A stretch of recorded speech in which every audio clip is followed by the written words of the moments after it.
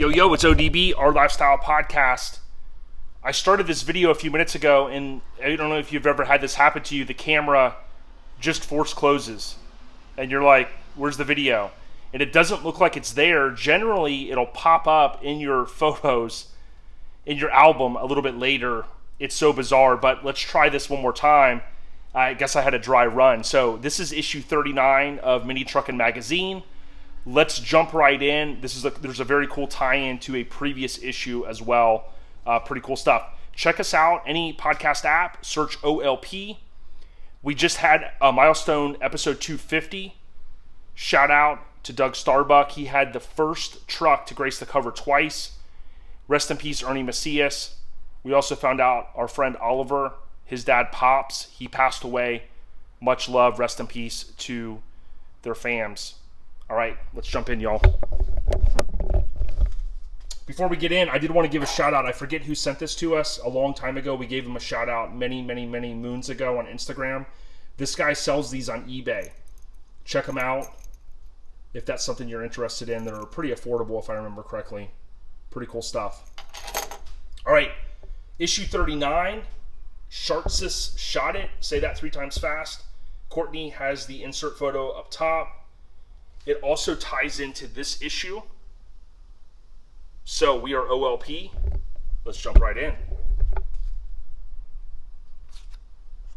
Now what's pretty cool about this one is you basically have this advertisement for the Hot Mini Trux Pictorial. It was on sale, you see there, for $18.95, so about 26 years ago. And you of course have the Marchese, I believe was his name, that owned the Nissan.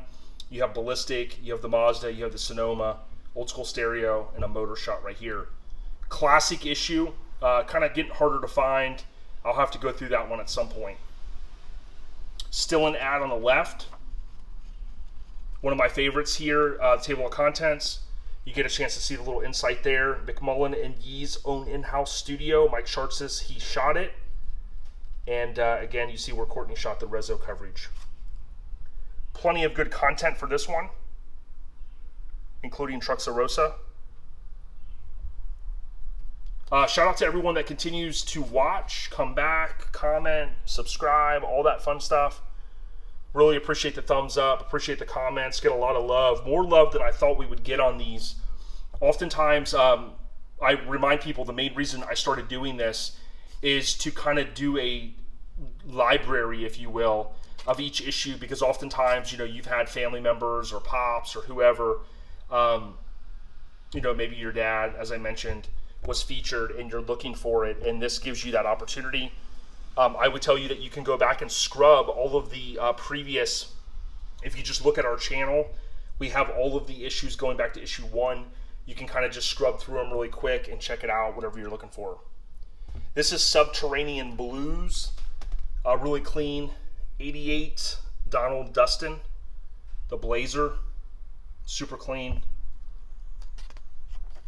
Booger Bash 9.4. Shout out to Phil Fowler, Chris Schmidt, all these guys. I know that a lot of them went to these shows. As you can see, a lot of people did, many years. It's a great show from everything I've heard, and I never got a chance to go to this one, but shout out to everyone that did. Crazy little setup there with the sleeper shell kind of moved back. Tandems on the rise. It is super hot out here in Florida right now. I am pouring sweat, but the show must go on. A little behind the scenes, I do have a database I've kind of pretty much built out with a lot of the intel for these issues. I do tend to also reread some of the features before I do these, so I don't just kind of jump in willy-nilly. I do my best to bring you guys as much insight as possible, so appreciate all the love. Make sure you search OLP via any podcast app. If you don't know what a podcast is, man, just Google Our Lifestyle Podcast. On our main website, go on the left, you can click on how to listen. And there's links there right to Apple. I think Spotify links, Google Podcasts, you name it, it's there. It's easy, it's free. They do batch over to YouTube, so most of the new ones are there. Okay, Eric Coleman painted this one. desirable minis. I know these guys are still running hard. This is Alan Hall's Amazing 9.3. Rest in peace to Eric Coleman of the Kolor shop, which it's printed right there, or it's painted right there. So Rezo 9.5. Again, the dates with Rezo can sometimes be confusing because the dates could be late 94, but basically that's the way it fell, and it would technically be Rezo 9.5. Pretty cool that we have a color coverage here. This is one of my favorite Rezo shirts ever. If you know, you know. It's an awesome one, great colors. Amazing S10. We'll see more of, and then here's the cover truck right here, Rezo 9.5.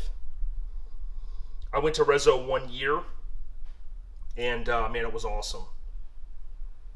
So, a little glare. Here's Michael Cox, brought out their newest creation, a peach Nissan. You can see that famous windshield banner there. You also have Joe Musso right here. The amazing Toyota graces the cover. Really was a lot of inspiration for me. I remember seeing him bring it out like this. Also brought it out with the frame all done in the, I think that bed was on, maybe done, but there was no cab. That was always intriguing to me, that, you know, there's a lot of effort that goes in behind dragging something like that out, especially something high quality like that. And I always thought it was cool that he showed the different stages of the truck along the way. Back when Slamfest was in Gainesville, one of my buddies was like, oh, don't bring your truck out, you know, it's not done, you don't want people to see it. And I kind of thought to myself, yeah, but there's so much detail that goes into the chassis, or that went into my chassis. I didn't want for it to get covered up and no one to ever see, especially, you know, all the wiring and things like that. So it gave people a little bit of insight and hopefully inspired some people, you know, to build their stuff. Seeing red, so Mark Kotwitz, shout out to the homie, he might chime in. I get a lot of these truxarossas confused, but this was Bobby Wilson's of Florida City, Florida. I believe this is one of the ones that the truxarossa guys are running around in now these days, but you know, there were a few of them, and they kind of run together in my head, kind of like Seinfeld episodes, man. They're just all together. So if that's one of the ones that's still running around, Mark or someone, please comment. OG stuff, Seeing Red, continuation, and then you got the Mini Truck Diary on the left. I'm going to be doing a book review soon too, and I know what you guys are thinking. Books? Yes, a mini trucking book. Okay? Some of you guys know, many of you probably don't. I was recently schooled to the game on it, and I've been reading it, and it is awesome. Awesome. So I'll be doing a review probably on the podcast. You can go out to, again, any podcast app and search OLP. Shout out to all the continued supporters. So here's Northeast Truckers 3-Day All Truckin' Blowout. There's a title for you. A long one. Golf carts, minis. If you see stuff that maybe I'm not talking about, like if you're like, hey, I know that truck. I mean, dude, crazy mod there, right? Comment. I love seeing it. Someone will say, hey, right at the 8-minute mark, you know, such and such. Dude, I'm all for it, man. I love seeing the comments. There are things that I might miss. So, all right, quick synopsis here. You have Randy Riggs's 84 Nissan 720. He's from Gardena, Cali. This truck was done 3 times, it says, in about an 8-month period. I believe it says it was featured in August 1990. Okay. There was not an August 1990, but there was a fall 1990. This is a pristine issue. I've went through this one before, but this is the truck. You can see right here, same name. Split decision. Look how clean that is. Okay. So you talk about guys in the past that, you know, that built these cool trucks, super clean, awesome. Love it. I mean, look at the wheels. Didn't have to change the wheels. Changed up the look of the truck. And boom, gets the cover. 3rd time's a charm. It kind of ties into that. Shartsis, again, shot this one. He did the write-up as well. and you look at this, and some of these trucks maybe, you know, don't get mentioned as, you know, some of the best, some of the greats, some of the goats, but some of these trucks are honestly up there. They got to be on the list because they helped inspire people. I mean, dude, you get featured, you come back swinging for the fences, and then boom, you're on the cover. Super clean. You know, this cover is cool, but I always thought that it, you know, it was mostly that hood, you know, removed shot. You know, you didn't get that full 3/4 layout photo that you maybe were typically used to seeing. So, you know, this truck to me is one of the greats, man. It has a lot of work in it, and it showed that if you didn't make the cover, maybe you got featured, you could come back, as I had mentioned, and make it happen. You have the flex through rear window, so 720 brand, I believe it is, on Instagram. Love their page. They post a lot. I mean, arguably the best 720 stuff out there. And I love when they post the flex through windows. You see the Stage 1 custom. Shout out to Tondro and crew. Man, just a classic truck. You know, before people were, you know, getting really crazy with minis, this is all you needed. And I would argue still that's really all you need if you want to have just a good time and get out there. Super slick Black Beauty Phantom dually here. Love it. I say Phantom dually. It looks like a dually to me, but it's actually, I think, a stock bed, just with a obviously highly modified rear end. So I think the heat's getting to me, guys. Here was Mystic Magenta. These were cool, again, riding around. I don't talk about those a lot, but would have been awesome to see your truck in there back in the day. Classic billet steering wheel. I had a very similar one towards the end of the time that I had my Suburban, my blue one. I had a very similar wheel that I bought for a very affordable price and loved driving that thing. Sometimes I wish I would have never got rid of it. Someone sent me recent photos of it, and someone, I guess, tried to body drop my Suburban, and the whole rear is cut out and needs a whole new frame now. It's like, man, that thing was such a reliable truck. It's kind of sad that it's probably never going to get done. So, Video Star Search. This talks about, do you remember the old TV Star Search, where the talented hopefuls would sing and dance their hearts out? Well, your globe-trotting mini truck and reporters have found a similar event where instead of talented people, custom trucks are the stars.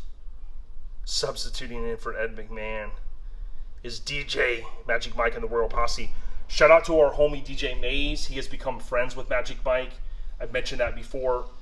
DJ Magic Mike and DJ Maze are both on Twitch. Give them a follow.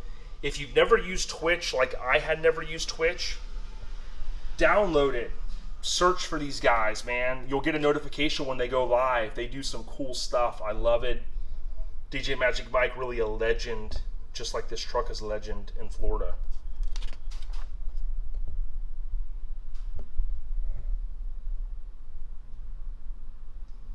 I recently had some cool pickups today from one of my honey holes, and I'm going to be bringing you guys some more coverage in the future that ties into the 70s and 80s. I think you guys will like it.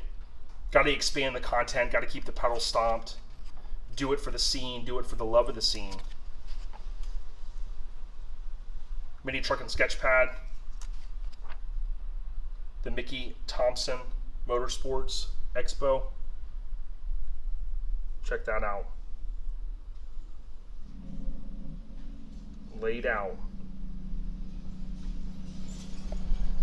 So hopefully you guys appreciate the tie-ins here.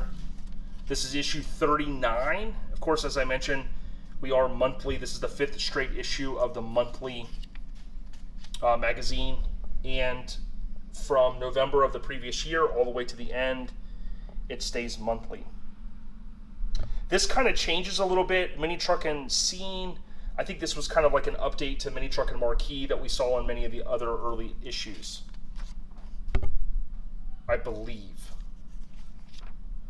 I don't think they were two separate things. Look at that box. Perfect space for something like that. You see Ruben, I believe, I always get these confused. There were two trucks. That one's Ruben's. Yes, because those are Rubens wheels. Whenever I'm curious, I just look over here and say, yeah, that was Rubens. Absolutely perfect. 1000%.